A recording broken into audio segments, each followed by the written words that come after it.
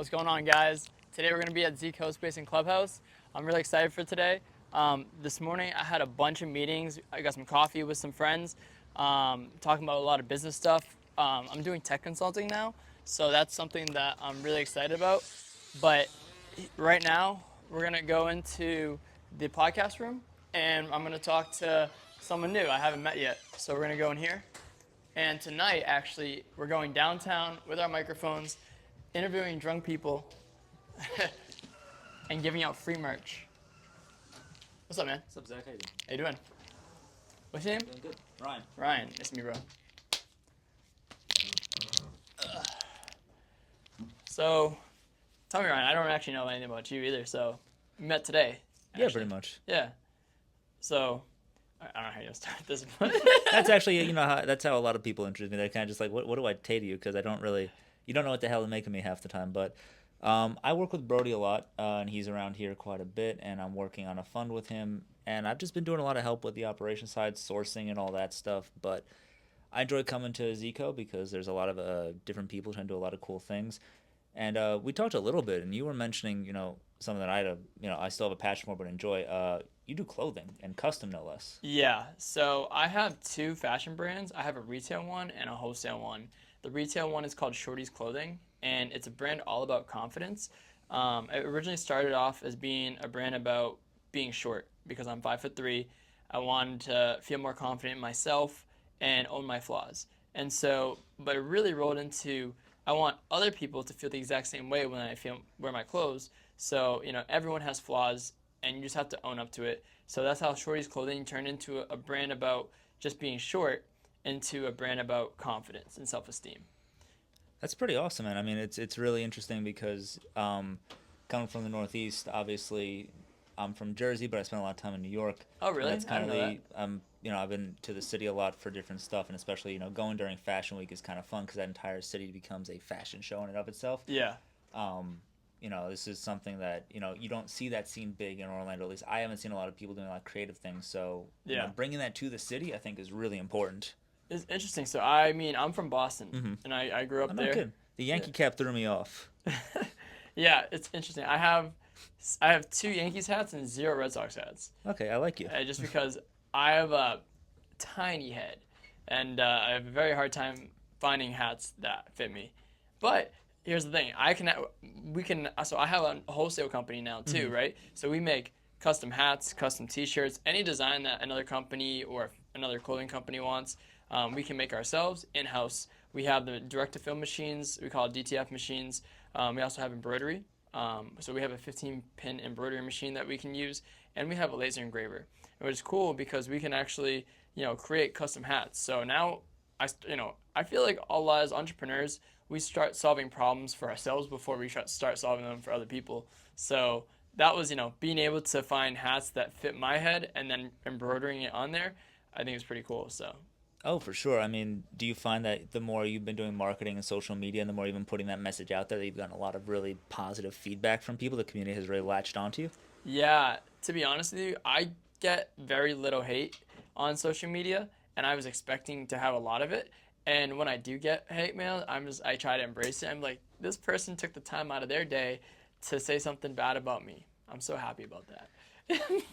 but for the most part, I'll get DMs from people that I have no idea. They say, hey, I've been watching your content from afar, and I just want to say, like, I'm really impressed by your content. I'm like, that really means a lot. And me and Brody were talking earlier about how social media is, like, so, like, delayed gratification that a lot of people still sleep on it today, and including myself. Like, I love talking to people, but when you put a camera in my face, I get a little awkward. So that's why when I like to have genuine conversations like we're right now, like we can just flow and talk. So. Yeah, you're a very easy person to talk to, and I think that's an important difference, especially in the fashion industry, because you're going up to tonight drunk people, but you're also coming around to people who aren't drunk and being like, hey, you should wear my stuff. And Yeah. why? But being somebody like yourself who's genuine, easy to talk to, and has a very cool message behind it, because it's easy to make a cool T-shirt. I think for a lot of people, Yeah. it's hard to make a cool T-shirt that actually there's more to this. So, do you find that do you also design everything yourself? Are you the designer as well, or are you just Yeah. So I love designing. I mean, I've been designing like making designs on Canva. I'd say Canva is my biggest, which I know is like very simplistic to use, but I think simplicity is the easiest. You should always try to make it simple. My business partner, though, he is a master at Photoshop. So between the two of us, if you come to us with a design and you want it upgraded, like even if it's an AI design, we can turn it into something beautiful. And what a lot of people don't know is when they send us, you could have a designer send you the perfect image and then you send it to us. But in order to print it onto a t-shirt, we do have to update it, the image a lot, and we don't tell people that part of it. Like we'll spend 3 hours. I won't. Well, I'll have someone spend 3 hours on the design, like finishing the design up, specifically for t-shirts. So you don't see like little white spots on the end of it. All the pixels, every little pixel matters, and especially something like Photoshop, you can see it with. Um, so to answer your question, yeah, I love the design aspect of it, and you know I truly believe that like you have to move away from doing things that you don't love to do and keep doing things that you do love doing. Fulfillment is something that I started doing because I had to learn it myself, but now I'm starting to outsource that part, and the design aspect and sales aspect I do love. You remind me a lot of, and kind of what you're doing. There are two brands that I follow very closely. It's Support Black Colleges. I love those guys, and then there's another brand that works with them. Oh God, I'm blanking. Oh God is dope. Oh God, is Both dope. those brands are amazing, and they kind of start very similarly. Where I saw a lot of their content was very slow to start, but story's the same thing. As they grew, it was like, oh, we have to figure out how to outsource this stuff, and we have to Mm. figure out how to do all these things that we didn't really understand. Like I did a little bit of that on my own at one point, and yeah, you're right. When you go out and you put, like, I mean, you have the DTF machine in house. I used to have to go out and ask for vinyl companies to print me out stuff and send them back. Yeah. It sucks when $100 comes back and you have those little fractals and you're like, okay, You spend well, money on stuff and you're like, it's not perfect, and now you have two options. Like, how do I get this fixed? Communication, and then getting another fulfillment. Is it going to cost more money? So, yeah, you've really done a great job of keeping that all in house. And you showed us some stuff today that you had that I'm sure you're gonna post. oh, I'm so excited for it. Like, so I've to give you a little picture. I basically, I've done a lot of male shirts for my clothing brand Shorties, and a little bit of the women's side, but I haven't had a girl to really help me get the girls' audience. My friend Marley, I met here at Zico, she's coming downtown with me tonight to interview these people and to get funny reactions. But I created a special collection on my website for her that I told her, this is what I did. I told her to go on TikTok Shop, screenshot the ones that she likes, and then we imported those into Canva, and I adjusted the text and like made it very similar to what there was, and made it all shorties related. So I say don't reinvent the wheel. Take what's already working that people find cute and interesting, and then put your brand, your colors, your own text to it. So that's kind of what I did for her collection. I mean, I think that's the most ethical way of doing it. You're not ripping something off. You're saying this concept works. Let me adapt it to me, which I think is the highest form of flattery in many cases. It's not how many designers do the same thing where they just design it's their logo a bunch of times. Yeah. I mean that's been done a million times over, but the quality that I was impressed with, not only of the shirts that you had and the what they were on, but the fact that the fabric and the design meshed so perfectly, like those are going to be able to be washed many times over and many times improperly and still have the clothing design be vibrant and there. I mean, that's really big on the qualities for a small business Thank especially. you. Yeah, so I mean, especially for me, for my personally, I have people over profits is my number one value. Number two is quality. The third one is innovation, and the fourth one is speed. Because I believe that if you have the same quality and you have the same product or service that you're providing people, what's your differentiation? If it takes, let's say, Amazon, and then that sells clothes in another random clothing store on Shopify, if they have the same quality shirt selling everything, and Amazon delivers in 2 days and yours delivers in seven, well, people will pay for speed. I've heard that from many entrepreneurs, and so that's why, like, no matter what, like that's the question: quality over speed, right? So I try to make the best quality and then increase the speed as I go until I see the quality decrease to a point that is I would not sell it. I want to increase that speed. I think that's a lot that people get pushed that message of speed over everything, especially, you offer the free shipping and all that Hmm. stuff. But one of the things that I've noticed is that personally, my shopping trends, I've gotten away from Amazon a lot more, Hmm. especially when it comes to clothing. Yeah. So for me, buying a shirt online and waiting 5 to 7 days, even if it's business days, Yeah. I am more likely to do that because I want something that's good quality and I want something I know is going to hold up. Yeah. And I've had more bad interactions with the larger suppliers than the smaller ones, where I'm much more likely to do that. So I'm thinking in the next 6 months we're going to start seeing that trend increase, where people are more likely to trust a store that goes onto Shopify's landing page Yeah. than one that goes to an Amazon. And I'll wait for something I'm going to wear for months. Yeah, exactly. I actually heard this little trick. I'm always listening to little tricks, especially with fashion and clothing and just selling. Um, Everyone likes free stuff, no matter, and that's a guaranteed fact. No matter what you're selling, say, "I'll give you this for free," and people will like it. So, if you want to give away free shipping but don't want to lose your margins, if shipping's going to cost you, let's say you have flat rate shipping, you have $5, add $5 to your to how much the product is, and then just say free shipping, and it's a little psychology trick that people will still buy and like, damn, free shipping, that's sick, even if they're paying the same amount. And I'm giving away some of it, but whatever. I think I say give away the information and then sell the implementation. So Oh, I like that. I'm gonna steal that, or at least make it on a shirt, and I'll buy it because oh I'd wear yeah. that. Yeah. One of the things that God is Dope did that always got me was that at the end of the process, they always pop up like, "Hey, $5 for this like T-shirt," Yeah. and it was their they just had a bunch of these general T-shirts that they made. It's their Oh, signature T-shirt for $5. It adds into your cart. that's a I good have never idea. not bought the T-shirt. That's a good idea. That's a great So idea, actually. it's yeah, it always gets me, and I know it's there. I expect Yeah. it, and I always say yes because it's $5 for a Yeah. T-shirt. Yeah, I'm Yeah. already here. So I'm so excited. These wristbands just came in. It says shorties, and I wear wristbands like religiously. If I have one on, it's usually on there for like 10 years. And the last one I had on, it was from a brand I never heard of. It was called Stay Kind, and I think I had it on my wrist for 10 years. And then I took it off as soon as these came in and put this on. And I'm gonna start selling them on my website. I haven't even put it on the website, but little things like that. I would do a little upsell for like $5 for this. And margins are high for that. So Oh, for sure. I think that's a great idea. I mean, anything you can do to get, because it's branded, but it's branded, I'll call it tastefully, mhm. because it's not abrasive. It's not like, I don't know how old you are, but, back in my day, we used to wear bands that said boobies, and it I was was thinking like, the exact same thing, but it bro. was the Like, size of my wrist, and it yeah. really didn't age well, I think, as What? you get into an Let me ask adult. you. If you don't mind me asking, how old are you? I'm 31. You're 31. How do Yeah. I look? You look about 25, 20. 24. Yeah. Okay. I think about 5 times a week I get this same question asked because I'll start our conversation the same, and I'll say, "Hey, I did tech for 5 years. I did all these different things, and now I run a few companies." And they're like, "How old are you?" And I get between 19 and 25, 24. I'm 27. Wow, you've really done a good job managing your stress levels to keep yourself looking young. Like, that's impressive. I call it the Asian gene. Yep, I don't get that one.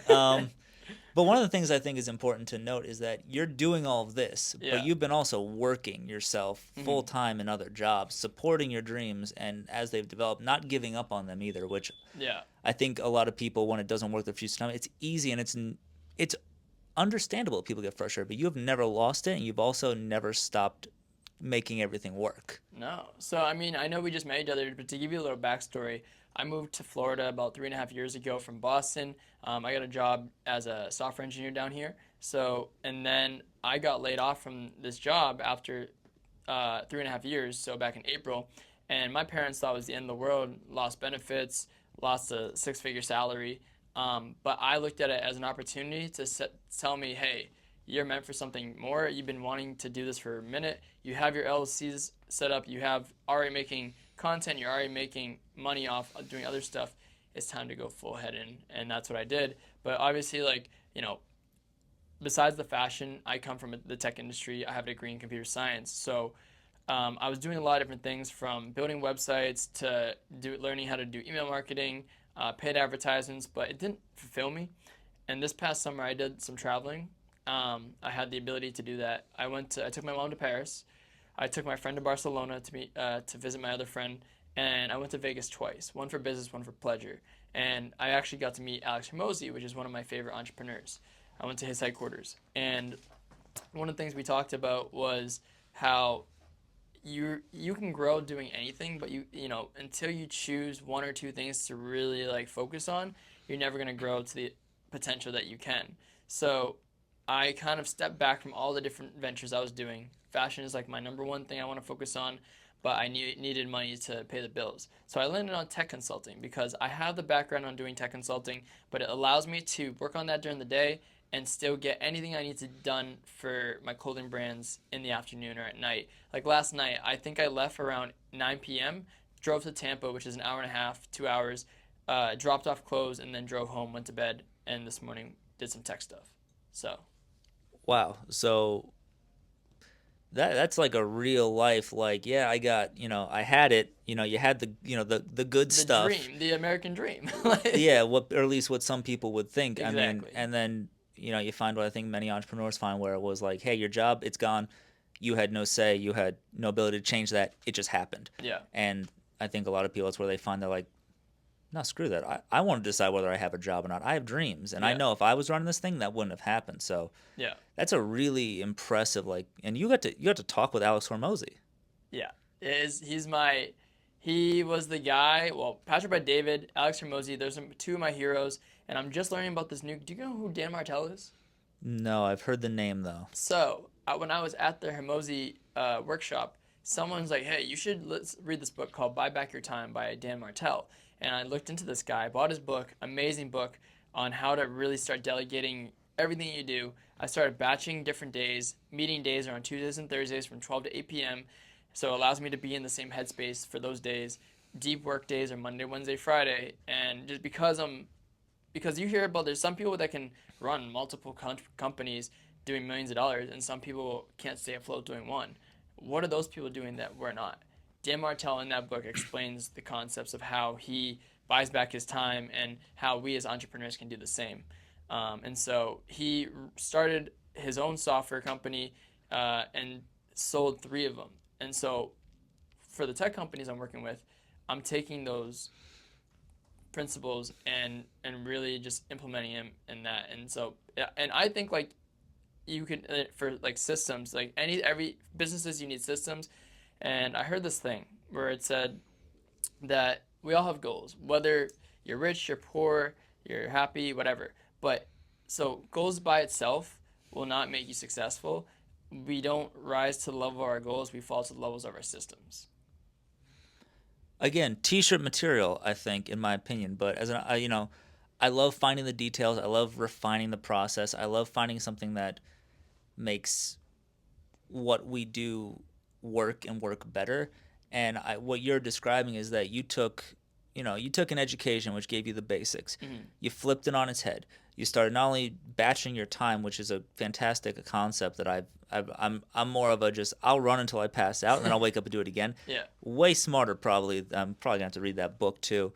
Um, and you also managed to pivot it to a career that, consulting. You work on your own time. Mm-hmm. I mean, realistically, you're helping CEOs Mm-hmm. not only with their hard coding stuff, probably, but you're also probably helping them batch their time and run a more effective business. Yeah. So I'm sure that your talent pool and what you've been doing on your own has probably been way more fruitful and fulfilling. 100%.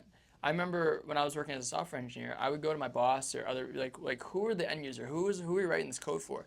And guess what?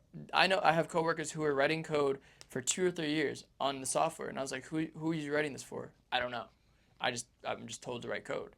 I was like, I can't write code if I don't know who I'm gonna write it for. Like at the time, it was the military, so like specifically, it was for radios and stuff. But now, if I don't like writing code, but I understand code, and I can like, I'm telling the CEO who he needs to hire, what technical stack they need to develop and everything, and I'm finding the right people. I already have that network of software engineers, machine learning engineers, AI, cybersecurity. I have friends in those different fields, so I can pull them into the projects, and that's what I'm doing right now. I had a meeting this morning with a guy who works at AWS, Amazon Web Services, to build the infrastructure for this mobile app or web app. So yeah, it's super fun. So it sounds like you still do have a passion for the technology industry alongside of your fashion that Mm-hmm. you're also very deeply involved in loving. And so does it seem easy now to work back in tech now that you have a role that it seems to me you love this role probably more than your other one, and you're Yeah. also able to pursue what you really want to. Is that sort of the beautiful hybrid that you have right now? Absolutely. I think no matter what, you can never get away from tech in the world today. We're built on it. And if you have that baseline knowledge of understanding, you can do anything with it. Because, like when I said, one of my values is innovation. Now, if you look at the fashion industry, they're like, I don't know how well they are technically, but I would love to figure out some sort of way to add innovation through tech to my fashion company, building the systems. Like Jeff Bezos, like they have all the robots doing everything, all the fulfillment for them. Well, I mean, I'm sure there's ways. Like I know I have ideas. I mean, I know other people probably tried it, where you put like a little QR code on a T-shirt, and so like when people like take a video of it or a picture of it, it'll go to your website or whatever you want to do for marketing purposes. I want to do some fun stuff like that. Like where you're videoing, you know how on certain things people will tag the clothing that they're wearing? Yeah. Maybe something where it just automatically on the image it populates the link in the clothing quote. Yeah, user generated content, UGC, is one of the most important things, especially for clothing brands today, especially with TikTok and Instagram. So that's kind of the next step I'm going towards. And that's very important. So where can everybody find you in your myriad of opportunities that you're doing right now? Yeah, so the first one is shorties.shop is the website that you can go to find my clothing brand. Shorties.clothing, SHORTIES dot clothing is our Instagram handle and our TikTok handle. My wholesale company is called Z Apparel, ZAPPAREL dot shop. And yeah, and you can find me on Instagram at Zach, ZAC with two H's, dot Ross, ROSS. Yeah, if you want, you can follow me for more tips on fashion or tech. Those are my passions. Or if you have any questions about entrepreneurship, I'd love to get in touch with you. Have a good day.